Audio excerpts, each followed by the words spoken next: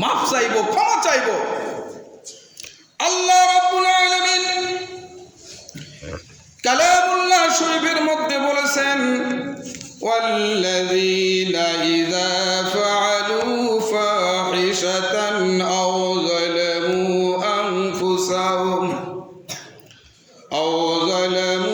আনফুসাহুম যাকারাল্লাহি ওয়াস্তাগফারু।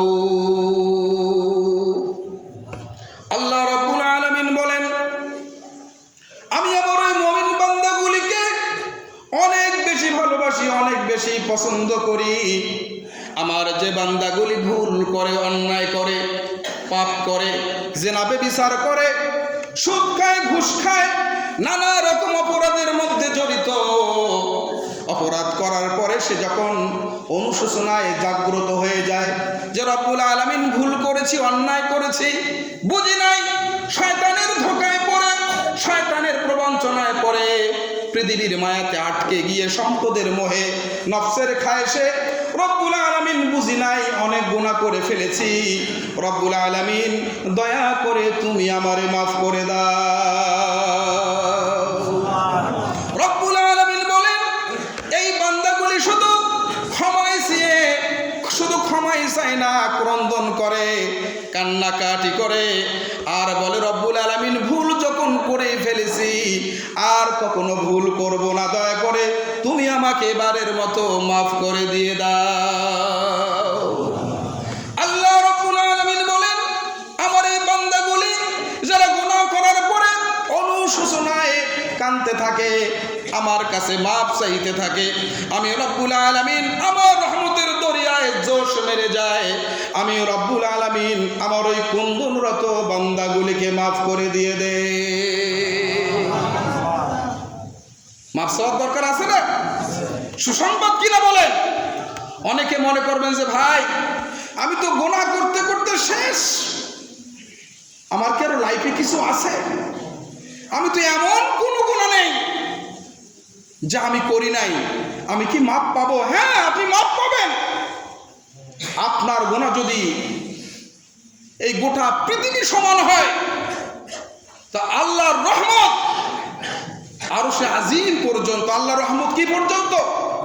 আরশে আজিম পর্যন্ত। আল্লাহর ক্ষমার কাছে, আল্লাহর রহমতের কাছে আপনার এই পাহাড় পরিমাণ, আকাশ পরিমাণ গুনাহও কোনো বিষয় না। তবে আপনাকে খালিস দিলে তওবা করতে হবে। তওবা মানে কি? শুধু আস্তাগফিরুল্লাহ না, ক্ষমা। আপনাকে তওবা করতে হবে এমন ভাবে যে আল্লাহ আমি বুঝি নাই, অনেক গুনাহ করেছি, রব্বুল আলামিন তোমাকে কথা দিচ্ছি বাকি জীবনে আর এই পাপগুলো করব না, তাহলেই ক্ষমা করে দেবেন। দোকানে গিয়ে চা খান, মুরব্বী মানুষ, একরে আটার কত বড় টিভি আছে, এখন তো টিভি চলে না, কি জানো, অনেক মুরব্বী দেখেছি এত বড় দাড়ি, 5 ওয়াক্ত নামাজও পড়ে, চা খায় আর এই সিনেমার দিকে চোখ, আমরা বুঝতেই পারি না লজ্জায়। টিভি দেখে, পান খায়, আবার মসজিদে আসে, আবার যায়, এরকম আছে কিনা বলে? আপনাদের লজ্জা হওয়া উচিত। এখন বয়স হয়েছে ভাই, আল্লাহ পাক যে আপনাকে এ পর্যন্ত বেঁচে রেখেছেন, তো আপনার সৌভাগ্যর পরশমণি। মৃত্যুর কোনো পরোয়ানা আছে? নোটিশ আছে? চা খেতে খেতে টিভিতে ওই নায়িকার ড্যান্স দেখতে দেখতে যদি আজরাইল আলাইহিস সালাম আসে, বাঁচার উপায় আছে? আছে বাঁচার উপায়? ভাই তওবা করেন, ফিরে আসেন,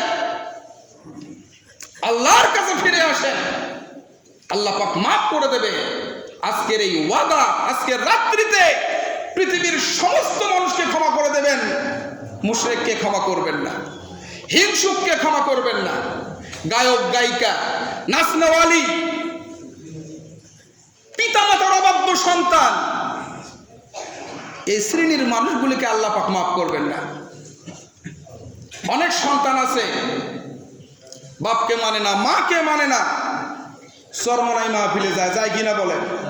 বিভিন্ন বাবার দরবারে যায় না? এ মনে করে বাবা মানে কি হয়েছে, আমার পীর বাবা যদি সন্তুষ্ট থাকে জান্নাত কনফার্ম, এটা মনে করে কিনা? মিয়া হুমা নারুকা হুমা জান্নাতুকা।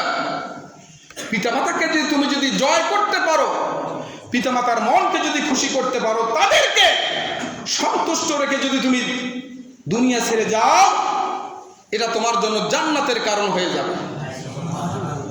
আর পিতামাতা যদি তোমার উপর অসন্তুষ্ট থাকে, সেটা বৈধ হতে হবে। পিতামাতা যদি তোমার উপর অসন্তুষ্ট থাকে,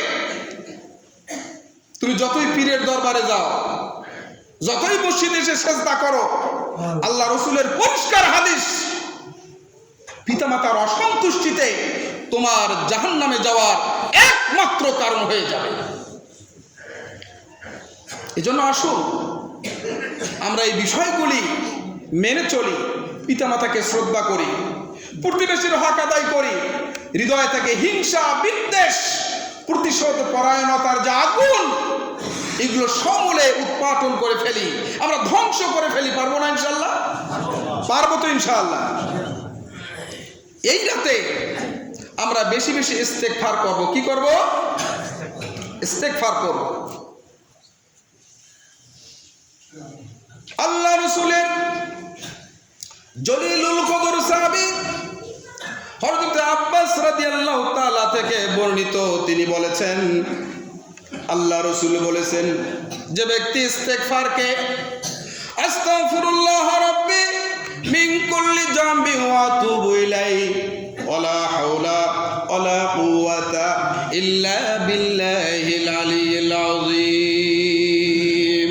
আমার সঙ্গে পড়েন, আস্তাগফিরুল্লাহ রাব্বি মিন কুল্লি জামবি ওয়া আতুবু ইলাইহি ওয়ালা হাওলা ওয়ালা কুওয়াতা ইল্লা বিল্লাহিল আলিয়্যিল আযীম। আল্লাহ রাসূল বলেছেন, যে ব্যক্তি ইস্তেগফারকে আবশ্যক মনে করে না এবং বেশি বেশি ইস্তেগফার তেলাওয়াত করে, আল্লাহ রাব্বুল আলামিন তাকে সমস্ত বিপদ থেকে, সংকট থেকে বের হওয়ার ব্যবস্থা করে দেন, আর তাকে এমন জায়গা থেকে রিজিকের ব্যবস্থা করে দিবেন যা কখনো সে অনুভবও করতে পারবে না। সকল বিপদ আপদ মুসিবত থেকে বের হওয়ার কি করে দেবেন? ব্যবস্থা করে দেবেন। আর রিজিক নিয়ে তো আমাদের পেরেশানি, কি বলেন? রাত পোয়াইলে কি খাবো, এখন তো খাবার চিন্তা নাই। বাপরে বাপ, ওই এত টাকার গাড়ি কিনছে, এর উপরে আমার না খেলে ইজ্জত থাকে না, কি বলেন? ওই এত সুন্দর বাড়ি বানিয়েছে, ওর উপর আর একতলা না ভাসালে আমার তো আর মিয়াগিরি থাকে না, কি বলেন? এগুলো চিন্তা ভাবনা কি না? তো আল্লাহ বলছেন, সকল সংকট থেকে বের হওয়ার তাকে ব্যবস্থা করে দেব, আর এমন জায়গা থেকে তার রিজিকের ব্যবস্থা করে দেব যা সে কখনো কল্পনা করতে পারেনি, অনুভবও করতে পারেনি। আরে ভাই বলেন না সুবহানাল্লাহ? এত সুন্দর একটা ইনফরমেশন, তথ্য, সুবহানাল্লাহ বলতে আপনার মন চায় না? সুবহানাল্লাহি আলহামদুলিল্লাহি ওয়া লা ইলাহা ইল্লাল্লাহু আল্লাহু আকবার। হযরত আবু হুরায়রা রাদিয়াল্লাহু তাআলা থেকে বর্ণিত, তিনি বলেন, আল্লাহর নবীজি বলেছেন, ও আমার সাহাবারা, তোমরা যখন জান্নাতের বাগানের মধ্যে অবস্থান করবে কিংবা বাগানের পাশ দিয়ে অতিক্রম করবা, তখন তোমরা সেখানে বসবা এবং জান্নাতের ফলগুলি ভক্ষণ করতে থাকবা। সাহাবারা বললেন, ইয়া রাসূলুল্লাহ, দুনিয়ার মধ্যে জান্নাতের বাগান কোনগুলি, আর এর ফলেই বাকি আমরা তো জানি না, দয়া করে একটু আমাদেরকে জানিয়ে দেন। আল্লাহ রাসূল বলেছেন, দুনিয়ার মধ্যে মসজিদগুলি হচ্ছে জান্নাতের বাগান, আর এর ফলগুলি হচ্ছে তোমরা মসজিদে বসে অনার্থক কোনো কথা বলবে না, গল্প করবে না, বলবে সুবহানাল্লাহি আলহামদুলিল্লাহি ওয়া লা ইলাহা ইল্লাল্লাহু আল্লাহু আকবার। কিন্তু আজকে মসজিদগুলো সমালোচনার একটা জায়গা হয়ে গেছে, কি বলেন? আমরা সমালোচনার এই গীবত করতে করতে এতটাই উদ্ভট হয়েছি, আমাদের বিবেক এতটাই নষ্ট হয়েছে, মসজিদে আমরা একে অপরের নামে বদনাম করি কিনা বলেন? করি না? এমনকি মসজিদ কমিটির মধ্যে মাঝে মাঝে মিটিং নিয়ে এমন চিল্লা আল্লাহ হয় মনে হয় মসজিদে বোমা পড়ছে। কি বলে? এই মসজিদ কমিটি, যে মসজিদ কমিটিতে থাকবে তারা যদি চিল্লা চিল্লি করে, দয়া করে তাদেরকে মসজিদ কমিটি থেকে বের করে দেবেন।